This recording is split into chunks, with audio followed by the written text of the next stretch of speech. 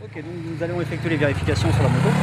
Donc la première, c'est mise en route du moteur. Donc on met le contact, on démarre le moteur, on vérifie l'extinction des témoins d'alerte et on coupe le moteur au coupe-circuit pour vérifier qu'il fonctionne. Voilà pour la première vérif. Ensuite, nous allons faire les commandes d'accélérateur et d'embrayage. Donc accélérateur, on vérifie qu'il n'y ait pas de point dur à l'accélération, un petit jeu latéral, donc c'est en bon état. On vérifie l'embrayage, on vérifie qu'il n'y ait pas de point dur à l'utilisation, l'état du câble qui soit pas effiloché et graissé. Voilà pour la deuxième vérification. Ensuite, on va faire le niveau d'huile. Donc sur cette moto, le niveau d'huile s'effectue ici. Donc nous avons un mini, un maxi et à effectuer moto droite entre le mini et le maxi. Ensuite, nous allons effectuer la transmission. Donc, la transmission à chaîne.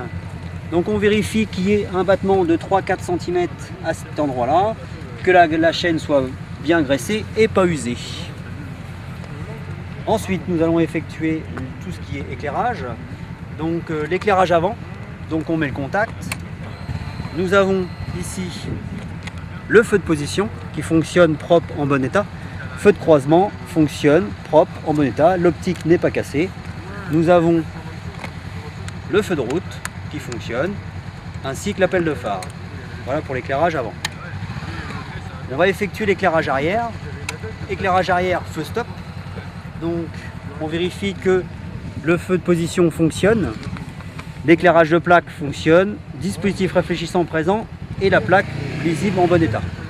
Les feux stop avec bien sûr le frein avant et le frein arrière qui fonctionnent. Ensuite on va effectuer la direction. Donc la direction, il n'y a pas de point dur dans la direction. Et on vérifie le serrage des têtes de fourche supérieure et inférieure qui soit bien serré. Contrôle visuel bien sûr. Ensuite on va effectuer la suspension. Donc suspension avant, qu'il n'y ait pas de point dur. On vérifie sur la suspension avant qu'il n'y ait pas de fuite sur les joints SPI.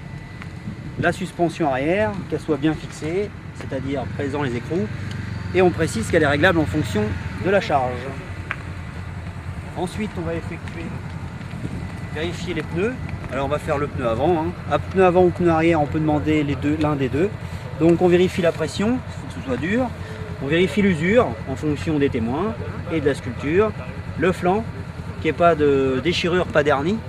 Le sens de montage, soit dans le bon sens. La pression, on peut préciser, on met 2 barres 2 à l'avant, 2 barres 5 à l'arrière et on rajoute 10% sur autoroute ou si on est chargé. Même chose bien sûr à l'arrière. On va vérifier les freins. Alors le frein avant, vérifier le niveau de liquide de frein. Juste, il ne faut pas que ce soit en dessous du mini. Moto droite bien sûr, parce que c'est un niveau. Et l'arrière, sur ce modèle-là, il est un peu caché.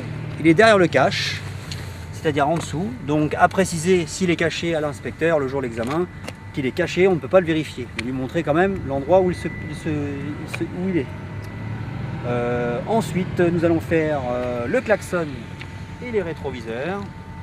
Donc le klaxon fonctionne en bon état.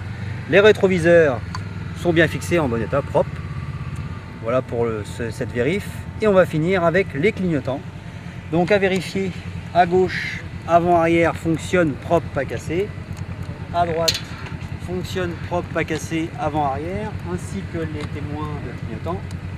Et sur ce modèle-là, il est équipé de feux de détresse. Donc on vérifie les feux de détresse arrière et les feux de détresse à l'avant. Ils sont en bon état, bien sûr. Voilà, c'est terminé.